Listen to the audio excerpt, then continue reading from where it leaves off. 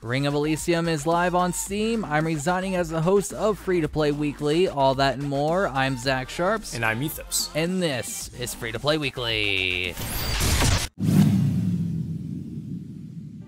First up in the news this week, you may be wondering why Ethos was in the intro. After 141 episodes in almost 4 years, I have officially resigned as the host of Free to Play Weekly.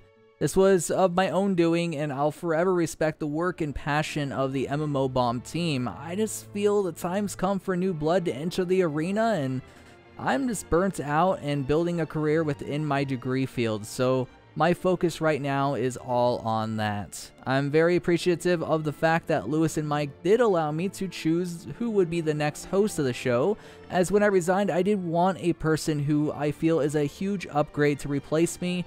Ethos is just that and more. I mean, the dude's very passionate. He's even creating his own game. So you all are in great hands, and I'll forever be grateful to the MMO Bomb staff and most importantly, all of you guys. It's been an honor, but next week will be my last episode. So if you want to keep track of the other things I'm doing in this episode and next, my Twitter and personal YouTube will be linked below. Be sure to check them out. With that, take it away for our first story of the week, Ethos. If you weren't aware, it's been a year since Dauntless entered beta, and Phoenix Labs is marking it with a celebratory item, a cupcake-shaped anniversary flare. If you are a Dauntless player, you should have received an email about how to retrieve this said cupcake. And thanks to an awesome infographic, we also have some cool, fun Dauntless stats for you to enjoy. So currently, Dauntless is celebrating with over 2 million players who have been part of the Year 1 beta, with 79% of all the total hunts in the game ending up in victory, while only 21% ending up in defeat. Good job, guys. And in total, Dauntless players have achieved over 12 million hours played. Congratulations, Phoenix Labs, and to many more. Tencent's entry into the Battle Royale arena went live on Steam this week. Ring of Elysium is now available and so far is pulling in an average of almost 30,000 players. That said, it hasn't been out for long, and I'm sure Hi-Rez can attest that keeping a Battle Royale fanbase is pretty difficult. If you don't already know what Ring of Elysium features, it's a snow-filled Battle Royale with a dynamic weather system, unique travel systems, and weather events that can wipe out structures and players. The goal? Make your way to the helicopter waiting to rescue you and 3 other players. If that sounds interesting to you, be sure to check out the game on Steam.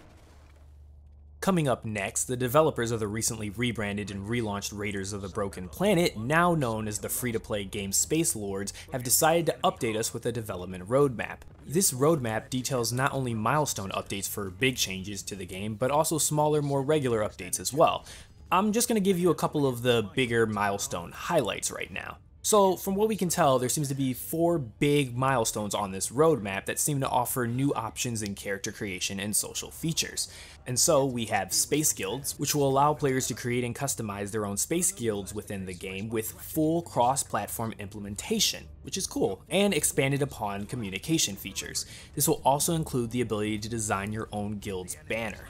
Second, we have Spacelords Identity. With the addition of the new in-game store, players will now have more options to customize their characters with new outfits, exclusive weapon customization, emotes, and apparently brand new fighting styles, including melee weapons and finishing moves.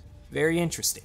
And number 3, we have the Great Clash. So with the addition of Space Guilds, you'll also be able to leave your own mark as a guild on the game world. Now this is done apparently by obtaining the best scores as a guild and literally planting your guild's banner on the missions that you master for everyone to see. And finally, we have the Aurora Spectres. Now, following Spacelords 4v1 gameplay, this will further be boosted with the arrival of these Aurora Spectres, which are these demonic entities who seem to be a brand new enemy type for players to fight against. Now, specific dates for each of these milestones have yet to be announced, but judging by the roadmap, players should expect these updates to come out on a pretty consistent basis.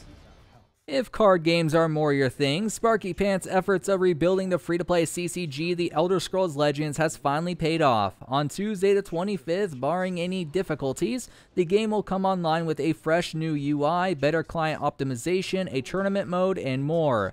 This is one of the few CCGs that I've enjoyed over the period of, probably the past few years or so. So I'm really glad that it's getting a new look, and I might need to hop back in sooner rather than later. That said, it is time for the question of the week.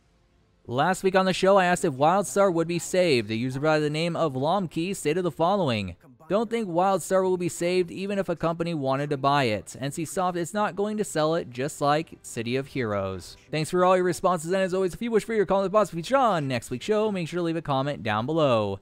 This week's question is, what CCGs are you currently playing? Now, our last story is kind of a crazy one. Apparently, the developers of Runescape, JetX, has parted ways with one of its employees following what the company describes as, and I quote, "a gross misuse of moderator privileges."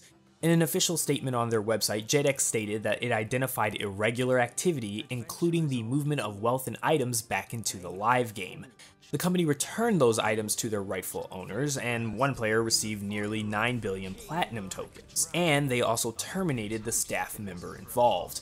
As the company is working with the police on the investigation, there were no details given to the identity of this culprit. But MMO Bomb did get an interesting tip, which alleged that the possible suspect could be one Jed Sanderson, aka Mod Jed. Now, this moderator has been allegedly accused of DDoSing players on behalf of his in-game clan and generating a lot of controversy in the past.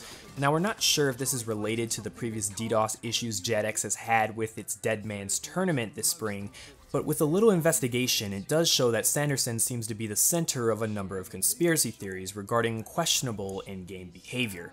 Of course, everyone is innocent until proven guilty, but this is interesting nonetheless. Hell, I didn't even know that such theories even existed in Runescape. I loved that game as a kid when I was growing up.